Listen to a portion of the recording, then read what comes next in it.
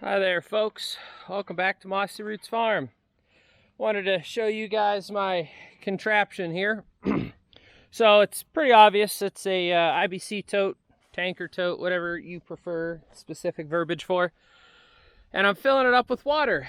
I've got the garden hose ran all the way up at the house down to here today. Fill this thing up because this section we're in right here doesn't have access to water unless I go through a section that the cows have already eaten, and I don't want to do that because then that hinders the growth of that other section. So what I'm doing is I've got it gravity fed from there down to my water trough here.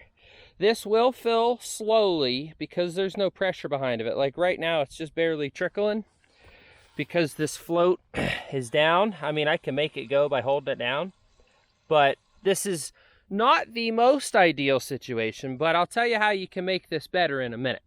But I think every farm should have one of these for multiple reasons. One, our power went out not that long ago, and my cows were all the way up at the house.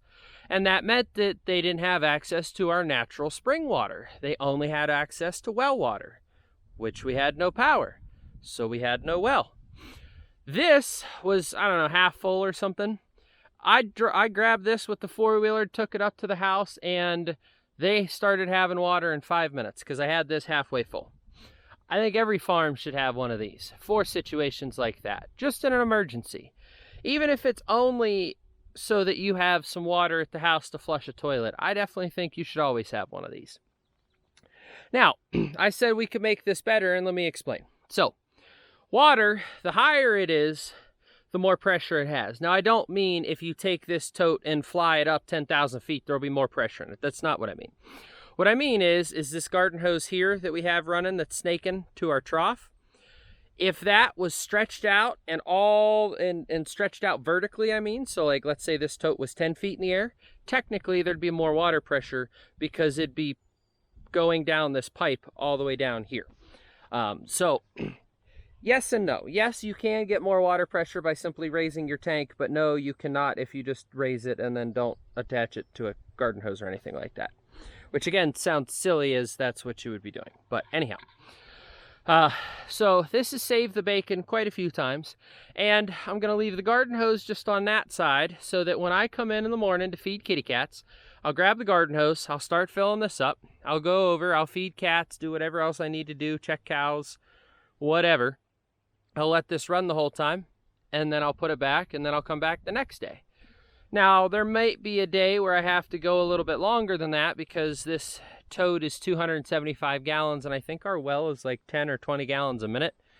So it takes quite a while to fill this whole tote. So it will take a while, and there might be a day where I gotta stick the hose in there and then walk away for a while and deal with that, But I definitely like this. Now, it's on a trailer because, yes, I have a truck that I could have this on, but I use the truck for other things, and I don't really want a water tote always sitting in the truck. But I know lots of folks will leave them in the beds of their trucks. I've actually seen lots of videos of folks that do water their animals with these. They'll have one or two of these in the field, and they'll have one or two in the back of a pickup truck, and they'll fill them up and go dump the water, and that's how they water their animals every day. Luckily enough for me, I don't have to do that just yet. Maybe someday. But not yet. So I will be watering them with this. Let's go take a little walk and invite some cows into our new section. So I don't know if you guys follow my shorts. I made a YouTube short about taking care of your fence line and said it was for suckers. Yeah, well, I'm the sucker, but I knew that when I posted it. My fence has a digital readout on it, and it was reading 8 kilovolts. As soon as I weed whacked the whole fence, which we only have, I'm gonna guess like 5 miles of fence. As soon as I weed whacked the whole fence, we bumped right up to 10, 11 kilovolts. So yes, I will admit that was slightly clickbaity, but I also only do that like once a year because I truly don't care. If I had cows that like to escape more often, maybe I would care, but I don't at the current moment. Ugh. So now, I don't know if I've ever, oh, this footage is gonna be terrible for a minute. Maybe I can make it work. Ooh, as I fall down the hill. So I don't know if I've ever shown you guys my extension cord reel spool here. But this is what I leave some of my fence stuff on, some of my wire, so that it's easier to reel up. Maybe I can reel it up if I tuck it in my arm like that. There we go. But anyhow, I use this instead of a Gallagher reel or any other brand of geared reel because, one, I'm never doing thousands of feet at a time. I'm only ever doing a couple hundred feet, so there's no real reason for me to do it. Secondly, they're really cheap. So I'm getting these on Amazon for 10 bucks. And this one's lasted me quite a few years, honestly. Here, I'll set that there because I'm moving the cows into here.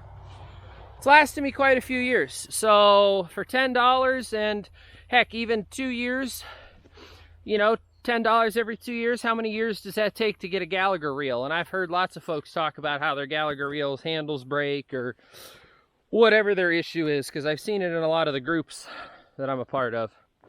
So, but anyhow, guys, this was mainly about the water. I'm coming right now to grab some cows to inform them that the buffet is open. This is the section that they're coming out of. Well, they technically have access over there, but this is the main source of grass. And this is why you don't want to have access to other sections after 3 days of grazing. Because even though there's plenty of good green grass right here, they were over there eating. They were up there eating, where they had already eaten that grass a week ago. But all the sprouts were juicy and tender, so they ate those instead of this stuff, even though that's really nice and green. They ate that stuff instead of this, so. All right, Mama Moo, you want to come with me? All right, guys, thanks so much for watching. I'll see you on the next one.